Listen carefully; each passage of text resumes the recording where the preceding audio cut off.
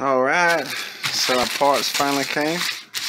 We're going to open this up and it should be everything we need to try to get the shredder over the 6S. It should be our extensions. We got here.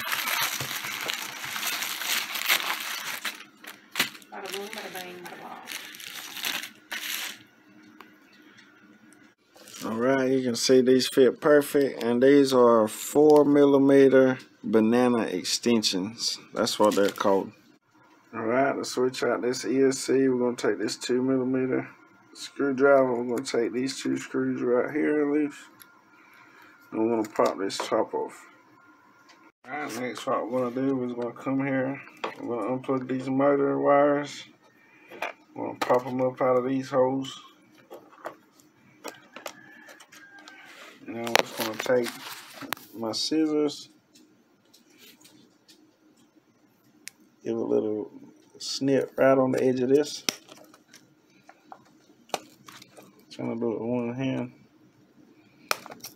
Alright, so you want to make sure you just get in between the wires so you don't cut anything. Now that's free.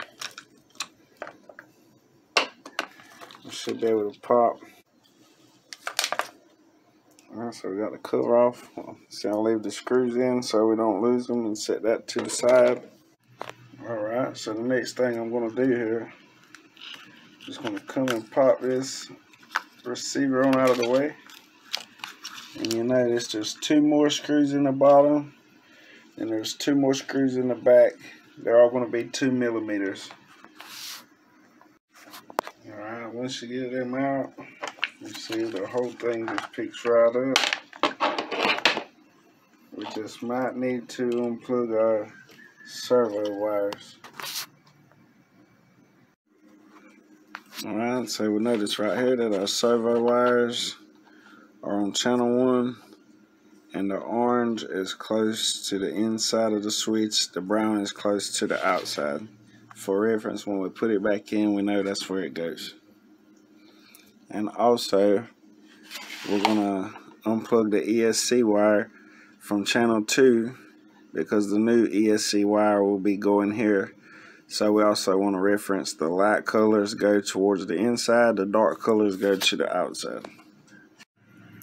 Alright, here we are from the bottom view, and you can tell there are no screws holding the ESC in. It's just some 2-sided tape here. So we're going to just pop this off, and then we'll go from there.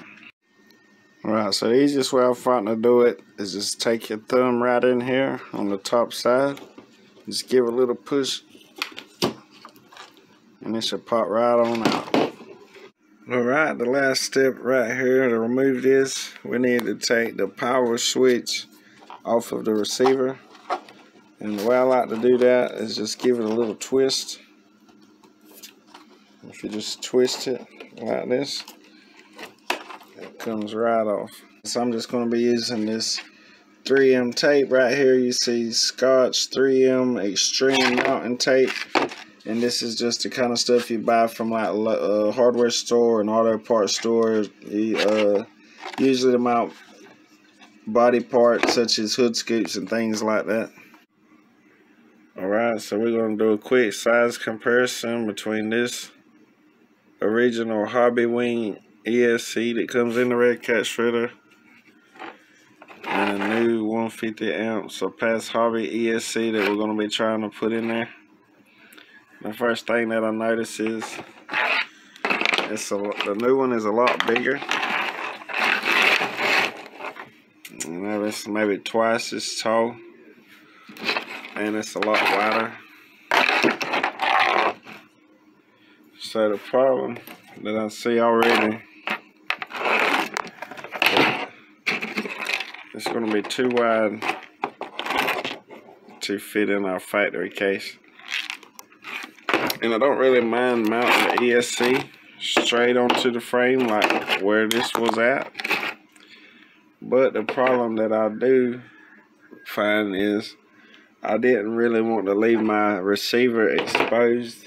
You can see in another video how when the receiver is exposed, if you go through water or mud, it can mess it up really easily. So that's the bad thing. Okay, so the good thing I noticed is Right, on both of these, it seems like they're both 12 gauge wire. Alright, and so on the Hobbywing, your leads are going to be a lot longer, so you got a lot more play. You got a lot more room to work with without having to buy extensions like these. So on the Surpass Hobby, you can tell the nice thick 12 gauge wires, all the connections look pretty good. But the leads are very short. They're like literally half the size of the Hobbywing leads. So that's what put us behind a little bit waiting on these. And another problem that I just noticed, which is my fault, you see these are 14 gauge extensions that we're going to be using, so this is going to be a weak point. I'm going to have to go back and order some 12 gauge extensions. Alright, so I think I'm just going to set it right here. I put these to the front. I like to put my battery cables to the front to try to keep the moisture out, get as much protection as possible. I'll move this as far as I can back so I can try to get as much contact as possible on this base here with a 3M tape. Measure it, and it's going to take us 2 strips probably, and then we're going to cut it. Right, you can see we got a 3M tape on here. We've got the red protective barrier peeled off. I got my motor wires facing the back, and I'm just going to come here, center it as much as possible. When we got it where we want it, I'm just going to try to give it a good tug. And what you want to do is you want to hold this down as tight as possible for about 30 seconds. Alright, now that we got the ESC mounted in good, we got to repeat the same process with the 3M tape and the receiver. Alright, so we've got the 3M tape on the bottom of our receiver, and what I'm going to do, I'm going to put the antenna side close to my ESC to try to keep it protected as much as possible. So we're just going to come here, center it as much as possible. Alright, the same process as before. We're going to hold it down for about 30 seconds to make sure it gets a good bond. Alright, now that we got it mounted in there, it's not going anywhere. It's time to mount our servo and our ESC. Remember, the light colors go towards the inside. The servo is going to be channel 1. Alright, and the ESC is going to be channel 2, the light color towards the inside. Okay, because this is an uncensored motor, what I'm going to do is just put them in the same order that we are, line them up. When I turn this on, if it's backwards, if I push the trigger and it goes backwards, all you do is pick any one of these and reverse them. It can be any 2 of these, switch them out, and then it'll be right. And that's going to be on a sensorless, brushless motor. If you have a censored motor, make sure to make the changes on your transmitter or in your ESC itself. Alright, so the next move I did right here, I just added 2 little zip ties. I added this one to keep the wires from moving around the body, and I added this one mainly to keep this wire from getting caught up anywhere near our spare gear. Alright, there's one more thing that we forgot about. We need to mount our switch back where our old switch was, right on top of our receiver here. Alright, so while we wait on the batteries to charge, there's one thing I want to mention. If you're going to be following this process and upgrading to this exact same ESC, there's not really a point of removing this out of this case. You could have just left it in there. I can put it back, but what I'll probably do is set it to the side in case later I want to use this ESC for something else.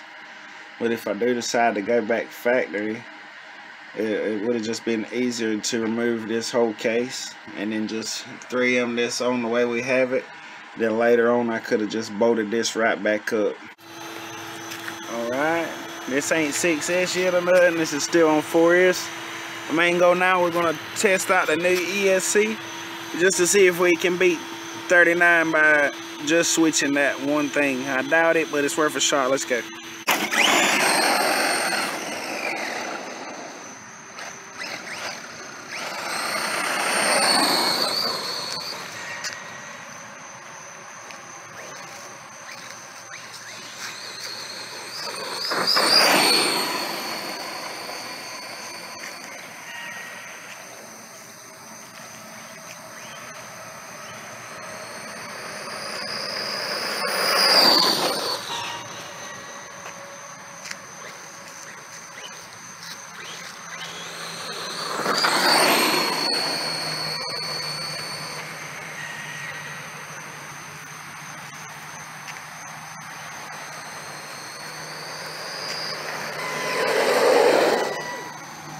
Let's see what we got.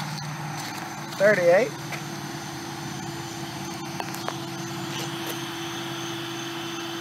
We only got 38. Alright, I think the problem is the new ESC is a little heavier, so we're gonna have to do something. Alright, let's try it again.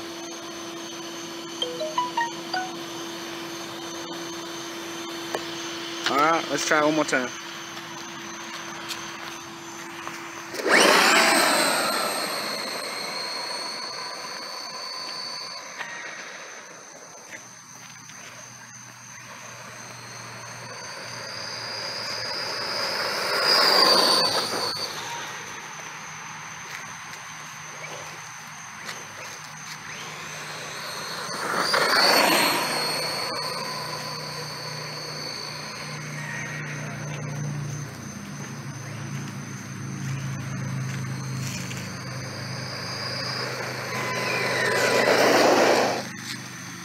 $37. Oh, it's only 37 this time. The battery, you can tell, was wearing down. Yeah, I think that's from the extra weight. Let's try it one more time and see what happens. Oh, let me start it back over.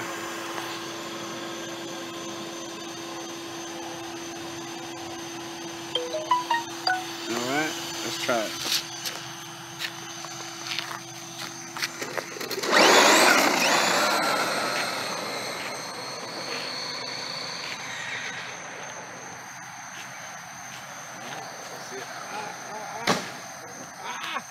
That was ugly. I started losing control of it a little bit. I didn't want to let off. I seen the phone fly up in the air.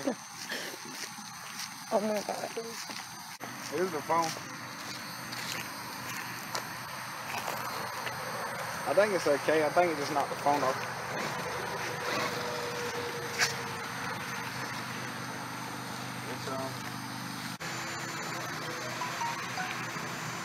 Let's just see if it'll hold it here. Do not try this with your phone.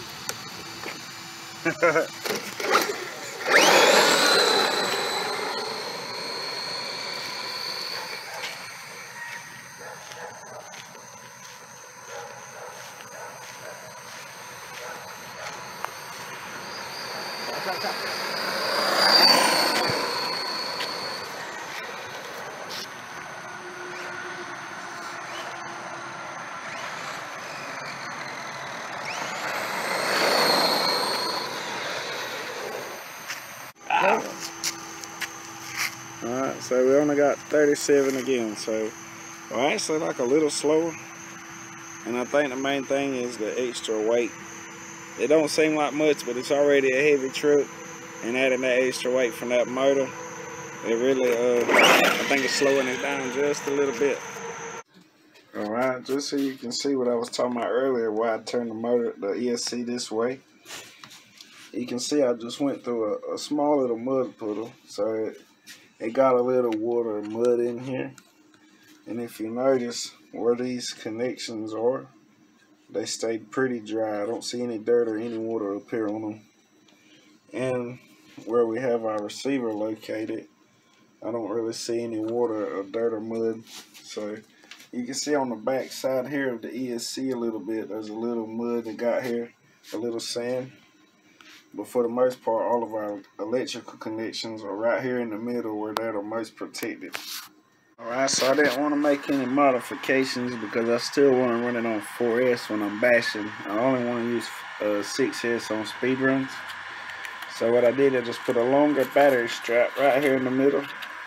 And what I'll do is just use this one strap, get it tight as I can to try to hold the 6S battery. And then I've got this bypass that I made for the buggy. And we use that on the other side so we can just run one 6S LiPo to see what we can do. Alright, so here's the setup right now. We got our 6S pack in with a one single strap, our 150 amp ESC. This side's open. We still got our factory motor, our factory 15-tooth pinion. If I had to guess, I would say the weak points would be this homemade thing I made and these 14 gauge wires. Also, because it's a little dark outside, I came up with this idea. I strapped my little GPS to the front and used the flashlight so I can have a little light to make sure I try to keep it straight as possible. So I can at least try to get a run in tonight to see how fast it goes. I don't know if it'll show up on camera or not, but we're going to try and see what happens. Alright. So you see it's a little wet out there, and you know, I already made the video. I really don't want to get this ESC wet because we all know what'll happen. So it got a little wet, but I think it's okay right now. But the most important part, what I want you to see, 49 miles per hour. Remember, we never broke 39 before. And with this 49, we're talking about it's wet and it's dark outside. So it might have a little bit more in it, but I didn't want to risk messing up the truck to try to go any faster tonight. But our 6S is a success so far. We're up to 49 miles per hour. The motor still feels cool. So I think we're going to be able to go up a few pinion sizes. So tomorrow, that's going to be our goal. We're going to go through up the pinion size, see how high we can get before our motor gets hot. And decide if we're going to need a new motor or what. We probably will end up going with a new motor. But we're going to see how fast can we get it with only this upgrade.